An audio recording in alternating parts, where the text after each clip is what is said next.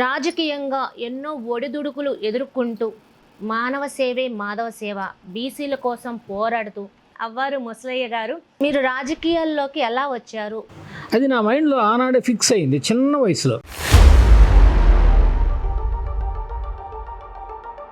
400 రోడ్లు వేయించేంత చేసినప్పుడు మరి మీ పేరు ఎందుకు బయటకు రావట్లేదు?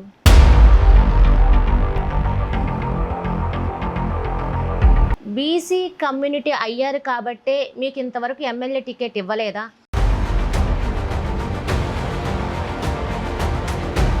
ట్రిప్కి ఒక 5 బస్సులు ఒక 100 కార్లు వేసుకెళ్ళేవాడిని జనాన్ని.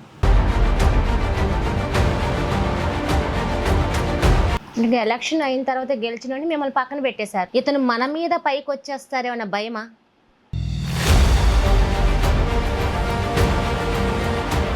జగన్మోహన్ రెడ్డి గారు గవర్నమెంట్లో ఉన్నప్పుడు బీసీలకి న్యాయం చేశారా చేయలేదా?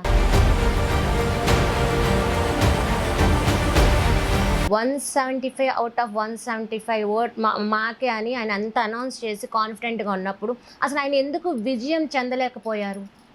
దానికి 4 ప్రధాన కారణాలమ్మా.